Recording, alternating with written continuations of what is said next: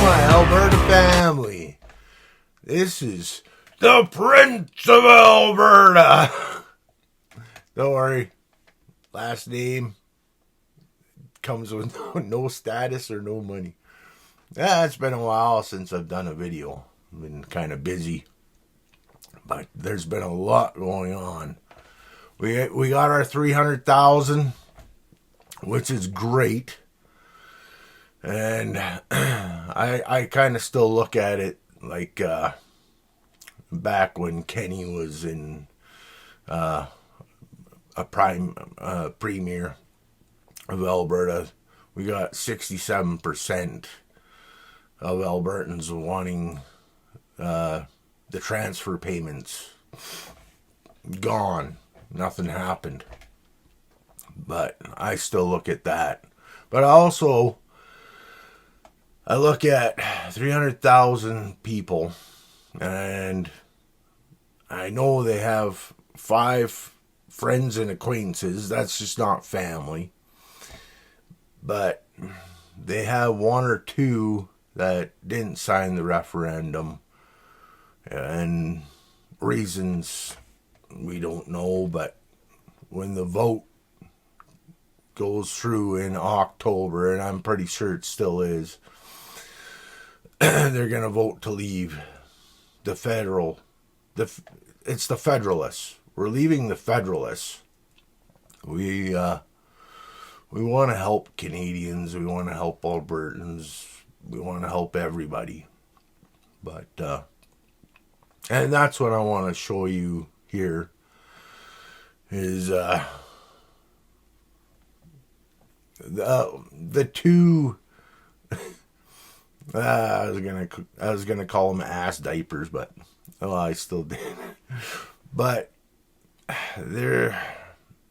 all they're in it is for themselves. They're not in it for Albertans. They're not in it for Canadians.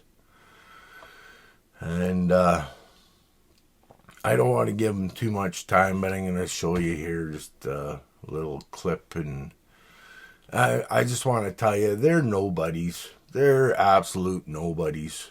Like, this is grassroots. This is the people. This is us. We're doing this.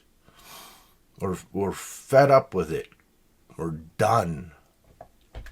And I also want to show you actually what happened today with the court case there with the natives and what the judge has said, and also what Danielle Smith has said today. So, yeah. It's great seeing everybody.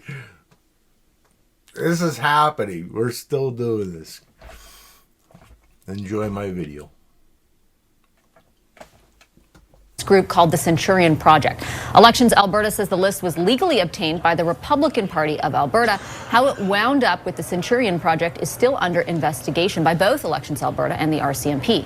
Alberta separatists, meanwhile, say they've garnered more than 300,000 signatures on a petition to trigger a referendum on is with me in studio right now. Hi there. Good to see you. Thank you very much for making the time. Back. As you heard that your name was part of this, what went through your mind? To make sure that happens. And Jason can be one of the leaders of that. Tom Lukazik can be a leader. My politics, my future is bright. Let's put it that way. Well, and certainly I do understand the concerns you're expressing about the government and about the movement more largely. But with all due respect, Mr. Nenshi, I've looked at every single poll. They're not all over the place. They're pointed in one direction, that the UCP government and the Premier herself is more popular than she was a few months ago, that if that election were held, and I take your point that it's not going to be held tomorrow, but if it were, that her government would win an even bigger majority. And I ask this not maliciously or with any glib. I ask because of the moment that we find ourselves in, exactly what you just spelled out, that the issue is of great national importance, great importance in Alberta. A referendum is to be held. And if your voice is not resonating with Albertans, and there are plenty of progressive pundits saying it is not based on those polls, is that not a problem? No. Because people don't care about politics. They care about Canada. They care about... But don't they have to care about what you say? Actually, I'll share with you. All your information is on the net. And I'm just going to say this. The reason why I'm bringing this to everyone's attention is because of the fact that we have people now crying about our information is all over the internet because of the electors list. Well, first of all, we don't know if the electors list was actually compromised or used in this data set that Centurion Project was using. Nobody knows that for sure. Number two, to cry about that your information is public is actually hilarious, because your information is already public, folks. Every database has been cracked.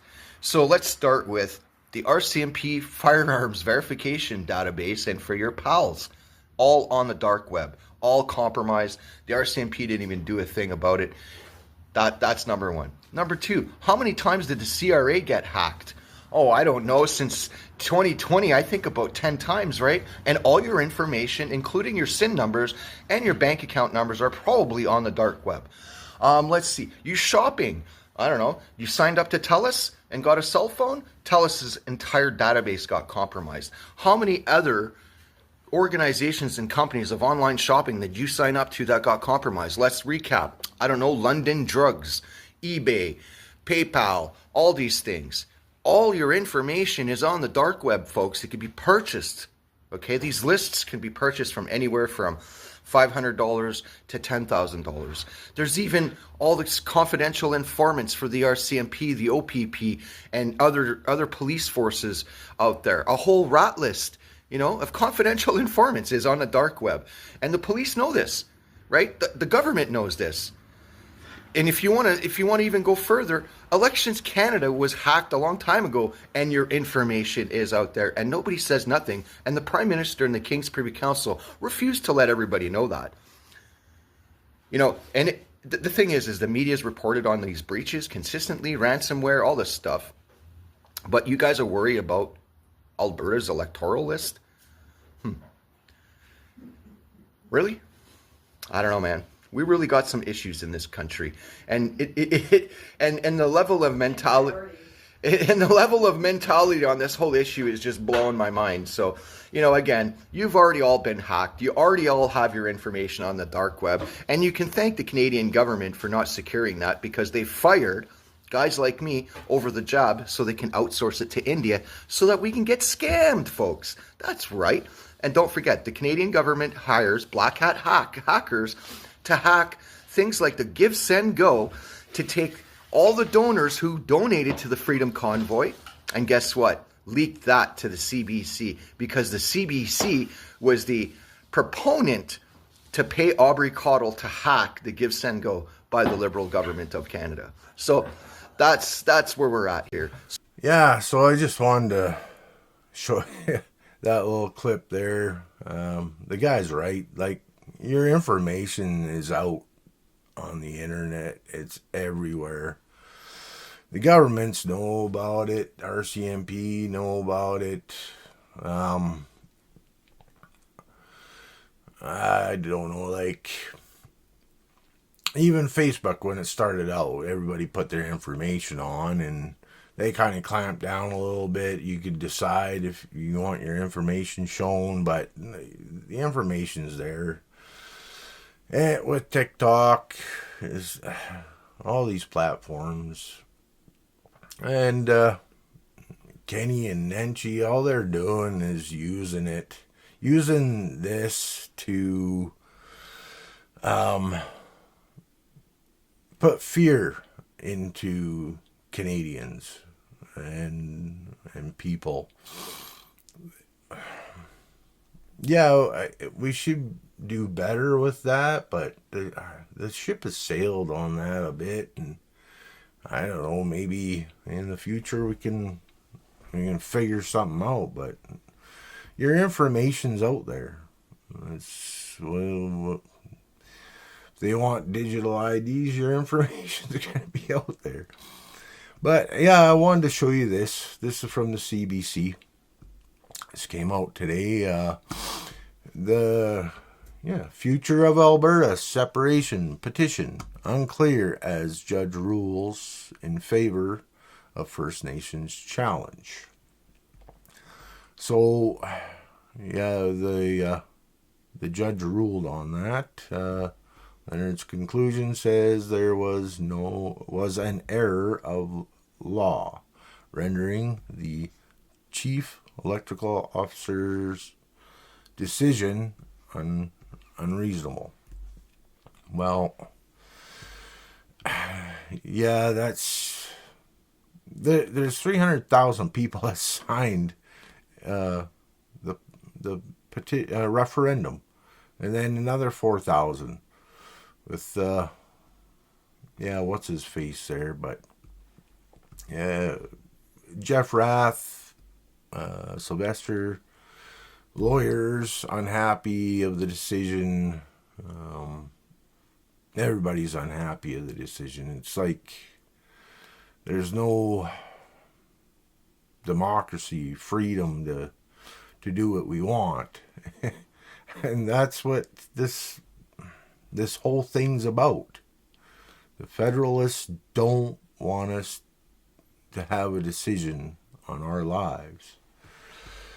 But this is what Keith Wilson came out with today. He says, my read of Justice Leonard's decision, it does not block an Alberta independence referendum. It says Bill 14's transition rules did not revive the citizens' petition route. A succession question should be initiated by Cabinet under the Referendum Act, with First Nations consulted before the vote, in case treaty traditional rights are affected. The lawful path now rests with Smith government to set the independence question for October 2026. So, yeah, it's her decision, but we have already decided. And this is where she's got to come out, and she's got to either stand for the people, or she's going to take a different path. And so she did come out and talk about this a little bit today. And I'll show you the video right now. Thank you to our speakers. We'll now go into our media Q&A. We'll start off with questions here in the room before trying to get to the phones. Of course, one question, one follow-up, and to state your name and outlet before asking your question. Could I see a show of hands again? We'll go to Jean-Emmanuel first, and then we'll go to yourself, CBC. Hi, Premier Jean-Emmanuel Fortier with Radio-Canada. Off-topic question of the announcement today. Will you put the referendum question to the ballot as a government question after the ruling today by Justice Leonard? Well, although our government does support Alberta remaining in Canada, we think that today's decision by the court will deny opportunity to well over 300,000 Albertans to have their petition verified by Elections Alberta. We think that this decision is incorrect in law and anti-democratic, and we will be appealing it as a result. Our cabinet and caucus will, of course, be meeting in the next couple of days to discuss the full context and make some decisions after we've had a chance to talk it through. The fact that there are hundreds of thousands probably of Albertans who believe that should have been put to a question as well, and the fact that the justice decided that there needed to be consultation. It's unclear what that means exactly in the future. What does it say about the fact that independence movements, or just the question of independence movements in Canada moving ahead? Is Canada, I don't know, a prison that you can't get out of with any other means? Well, I guess we will have to talk with our Quebec counterparts to see what they think about this kind of ruling. I would say that it is a single judge who's made a decision, and we have now 700,000 Albertans, whether they're on the Remain side or the Leave side, who've said that they want to have this public debate. So our citizen initiative petition was always meant to be very permissive, and we kept on having to modify it to ensure that that permissive quality was in there. We want to hear from Albertans. That's what we think democracy is. And we'll be meeting with our caucus and cabinet to further review the decision and decide next steps. But as I say, since we believe that this one is incorrect in law and anti-democratic, we will be appealing it. Thank you. Thank you. We'll go to Julia, then we'll go to Cindy. Julia Wong, CBC National. Premier, I know that you said that you're going to be meeting and discussing next steps. Last week we heard from Mitch Sylvester that if this court challenge was successful, he would tell people to sign up for the UCP membership so that they could try to force your hand, get this ballot out there in the fall. So my question is, will you listen to party members or will you respect the court's decision? Well, I'll listen to my caucus and I'll listen to my cabinet because we are the duly elected representatives of the people of Alberta. And this is a decision by one judge at a lower court level, and it's appealable. And so because we think they have been incorrect in law, we will be appealing it. And we want to restore the idea of having a permissive approach to our citizen-initiated referendum and so questions. And so we have to discuss, of course, we want to be in compliance with what the judgment has said here in the immediate term, but the long term, we think it's worthy of us having a more robust discussion with the court on this, which is why we'll appeal it. And in the meantime, we'll have to talk with cabinet and caucus about what they think their next step should be. The justice found that the government failed in its duty to consult with First Nations. I'm wondering how you react to this, and I apologize, this is a quadruple-barreled question. Will you consult? What will that look like, and do you think you could get that done before an October referendum? Well, I guess that's, again, why we're sort of, I think that there may have been an error in law made here, because the duty to consult has been interpreted normally when you're talking about a specific project, like a pipeline project, which is what we're doing right now in consulting on a West Coast pipeline route, is we've been engaging in a very detailed way with all of the leadership along that pathway. And at some future point when the project is submitted for consideration in June, then the formal consultation process begins. And so it's very clear on a project basis what that looks like and what the end result would be. This is not clear. And so that's why we think it may be incorrect in law and why we'll be appealing it. Thanks, Julia. We're going to go to Cindy next, then we'll come to Connor. Hi, Premier. I wanted to ask about the Forever Canada petition that's currently before the Committee of MLAs. Just given this decision, does your government then have any intention of amending the question to better fit, I guess, the separation question and also the Lucas question as well? There's multiple options on that because, as you know and you would have seen from the committee discussion, the proponent of that petition always intended for it to go to a referendum. He was quite clear that he, under the old rules, he felt that by putting that petition in, it would block any other petition of a similar nature from going forward. He did also do numerous media interviews talking about the referendum. It's actually written into the body of the question that he believes that there needs to be a referendum on this. And so that is what the committee is grappling with right now, since he seemed to have flip-flopped and changed his mind after the fact. So I'm letting the committee do its work. They've had a chance to be able to talk to officials and lawyers, and I'll be consulting with them on what they think the path forward should be on that particular one. But again, it will ultimately, just by the nature of how you get a petition question on the ballot, it has to be passed through cabinet. So ultimately, it will come through caucus and cabinet, and we'll see what caucus and cabinet decide at that time. No decisions have been made yet, but we certainly are continuing to hear from a number of parties. I just spoke with Mitch Sylvester, the CEO of the Alberta Prosperity Project, and he told me that he expected this court decision to come down the way that it did, and he also expects you to call a referendum in response to it. So, I'm wondering what your message is for the people who do expect you to call a referendum. Well, as you know, we make our decisions in government through a process that includes committees, through cabinet, as well as through caucus. And so my caucus has just learned of this decision. It just came down while we were in the legislature and haven't had a time to get together and discuss what our next steps will be. The committee has been meeting to look at the Forever Canada petition and to offer some suggestions about what should be done with that one as well. But we haven't made a decision yet. But I can tell you on this case in particular, this judgment, we think that there has been an error in law, which is why we're going to be appealing it.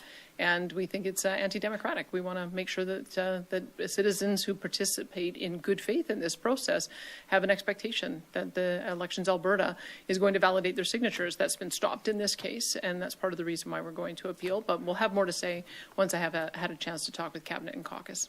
Is Mr. Sylvester mistaken in his assumption that you will call the referendum? He's certainly one voice of many that I will no doubt hear from over the next short while. But the decision makers on these kinds of issues are Cabinet and caucus. Yeah, lots happening.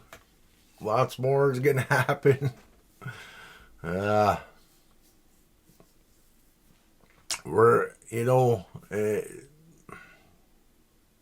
Everything comes down on people, and that's what they want. They want that chaos, and they want us to be demoralized. Stay on track. We're staying on track. Enjoy the summer. Go for a barbecue and do things. Don't dwell on all this stuff happening. Enjoy your families. But yeah, I just want to wish the best for everybody on the other side of this screen. In the cash. Stay free, sweet Alberta, coming for to carry us home.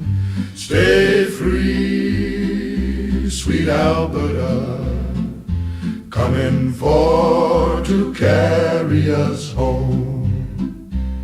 I looked over Calgary and what did I see? Coming for to carry us home. I saw a line of truckers coming after me, coming for to carry us home. Stay free, sweet Alberta, coming for to carry us home.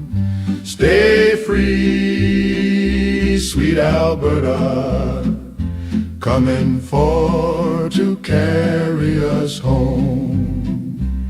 If you get back to freedom before I do, coming for to carry us home. You'll tell all your friends I'll be staying free too, coming for to carry us home. Stay free, sweet Alberta, coming for to carry us home. Stay free, sweet Alberta, coming for to carry us home.